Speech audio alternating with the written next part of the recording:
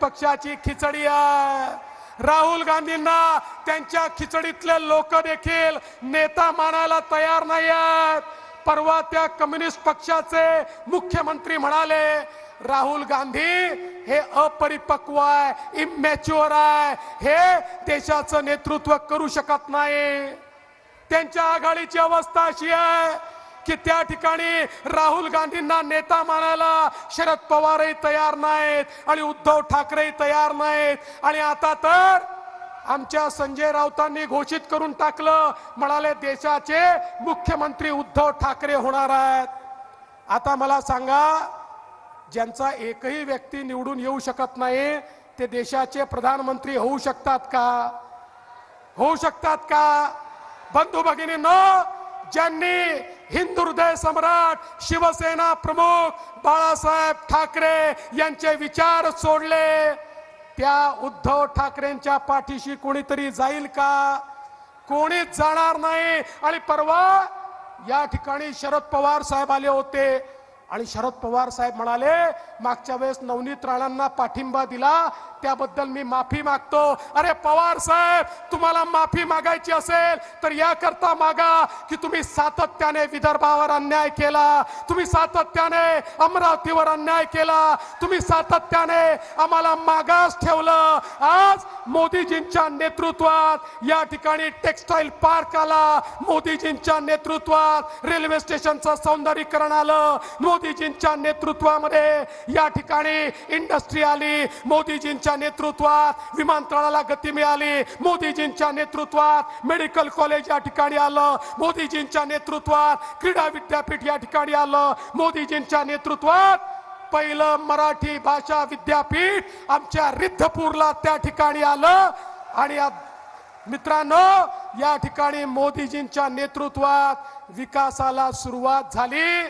त्यामुळे पवार साहेब, माफी तर तुम्ही मागितली पाहिजे, पण जनतेची माफी मागितली पाहिजे की इतके वर्ष राजकारण केलं पण या विदर्भाला मी काही दिलं नाही, म्हणून विदर्भाची माफी मागतो। मी या निमित्ताने तुम्हाला एवढंच सांगतो बंधू भगिनींनो, आताच नवनीत राणा आणि रवी राणा म्हणत होते की आमच्या काही लोकांची घरं बाकी आहेत, काळजी करू नका, मोदीजींनी अजून 12 कोटी लोकांना घरं देण्याचा निर्णय केलाय आणि मोदी आवास योजना आपण सुरू केली आहे, त्यामुळे चिंता करण्याचं कारण नाही आहे। प्रत्येकाला घर मिळेल आणि प्रत्येकाच्या घरामध्ये त्या ठिकाणी विकास आल्याशिवाय राहणार नाही।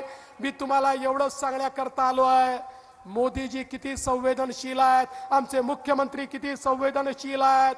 आपल्याला कल्पना आहे, जगामध्ये युद्धाची स्थिती सुरू झाली, रशिया आणि युक्रेनचं युद्ध सुरू झालं, त्या ठिकाणी अखाती देशाचं युद्ध सुरू झालं, परिणामी काही प्रमाणात आमच्या शेतमालाचे भाव पडले, आमच्या सोयाबीनला आणि कापसाला त्या ठिकाणी अडचण निर्माण झाली। आम्ही मोदीजींची भेट घेतली आणि त्यांचा आशीर्वाद घेतला आणि मुख्यमंत्र्यांच्या नेतृत्वामध्ये निर्णय घेतला आणि आमच्या कॅबिनेटमध्ये 4000 कोटी रुपये सोयाबीनच्या शेतकऱ्याला आणि कापसाच्या शेतकऱ्याला देण्याचा निर्णय केला। बंधू भगिनींनो, आचारसंहिता संपल्यानंतर भावांतर योजनेच्या अंतर्गत कापसाच्या आणि सोयाबीनच्या शेतकऱ्याच्या खात्यामध्ये थेट पैसे त्या ठिकाणी माननीय मुख्यमंत्र्यांच्या नेतृत्वात राज्य सरकारच्या माध्यमातून येतील आणि या ठिकाणी शेतकऱ्यांच्या पाठीशी उभं राहणारं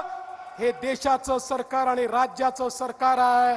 आणि म्हणून मी तुम्हाला एवढीच विनंती करण्याकरता आलो आहे, बंधू भगिनींनो, नवनीत राणा हे त्या वाघिणीचं नाव आहे जिला उद्धव ठाकरे, शरद पवार आणि काँग्रेसने केवळ हनुमान चालीसा म्हणते म्हणून 14 दिवस जेलमध्ये ठेवलं, पण ती थांबली नाही। बाहेर आल्यावर तिने पुन्हा एकदा जय श्रीरामचा नारा दिला। अशा प्रकारची नवनीत राणा या ठिकाणी आपल्याला उमेदवार म्हणून मिळाली आहे आणि म्हणून तिच्या कमळाचं बटन दाबलं की नवनीत ताईला तर वोट मिळतच, पण मोदीजींना देखील वोट मिळतं।